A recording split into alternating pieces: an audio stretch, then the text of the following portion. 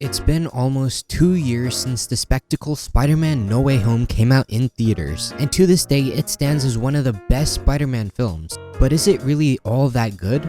Are people just looking at the good and forgetting the bad in this movie? This movie's wild success at the box office has to be attributed to the cameos of Tobey Maguire and Andrew Garfield's Spider-Man. But is that the only reason it performed so well? Is it that the only reason audiences love the movie is because of nostalgia?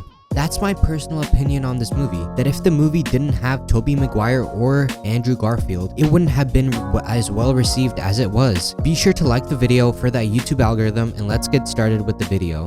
First, let's examine the plot to see if it was really all that good. In the simplest terms, the plot of No Way Home is Peter's identity gets leaked. He then goes to Doctor Strange to wipe everybody's mind that he's Spider-Man. Then the spell goes RE, which in turn brings everybody who knows Spider-Man into the universe. And after that, it's first collecting the villains, then finding a cure for them, then the villains turning evil and not wanting to accept the cure, then the villains being cured and sent back, then everybody forgets about Peter Parker. Now this is the most bare bones explanation of the movie, and a lot of the minor details are left out. But this is what the movie is about at its core. Now for a moment, if we just pretend Andrew and Tobey didn't get their cameos in the movie, with this hypothetical scenario, rate the movie based on the plot. In my opinion, if Tobey and Andrew weren't in No Way Home, this movie most likely wouldn't have been as well received as it was. That's because the plot in it itself is just boring. We've seen it a million times, Spider-Man fighting the enemy. It's been done over and over again. But this movie had something special. Something no other Spider-Man movie had. It's the fact that Peter's identity was revealed to the world. To my knowledge, based on the Spider-Man films, it's the first time something like this has happened. And instead of the movie focusing on this, it focused on the villains. And don't get me wrong, in order to have a good movie, you need to have a good villain.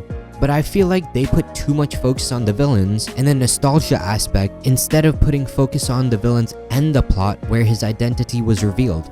I would have loved to see scenes where he fought the different villains that came through the dimensions in public, where everybody was there either cheering or hating on him, or even his interactions with the police department. There was a deleted scene in Far From Home where he cracked jokes with the police, and I would have loved to see something similar, but with the police knowing his identity. I also would have loved to see more scenes with him in school and just being Peter Parker instead of being Spider-Man.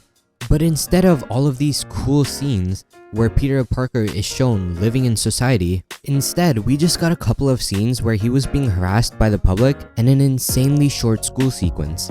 Like I stated before, I think we got too much Spider-Man in this film and not enough Peter Parker. Far From Home, in my opinion, had the perfect balance between Peter Parker and Spider-Man. There were many scenes of Peter just being a regular high schooler in the movie, and I absolutely loved that. And I would have loved to see the same, but now everybody knows that he's Spider-Man. Instead of expanding upon this never-before-seen plot where Spider-Man's identity is revealed, they put more emphasis on the nostalgia since they brought back so many previous villains. And in my opinion, that undermined the movie a lot and made it really boring to rewatch. Okay, I will admit, with the addition of these scenes where Peter is getting harassed by the public or more school scenes, the movie most likely would have been upwards of 2 hours and 40 minutes or even 3 hours. But I don't think that would have stopped many from watching and liking the film, as one of the most successful movies post-COVID, Avatar: The Way of Water, has a runtime of over 3 hours. And as the video comes to a close, I want you to comment down below your honest opinion on Spider-Man No Way Home if Andrew Garfield and Tobey Maguire weren't included. Be sure to like and subscribe, and I'll see you in my next video.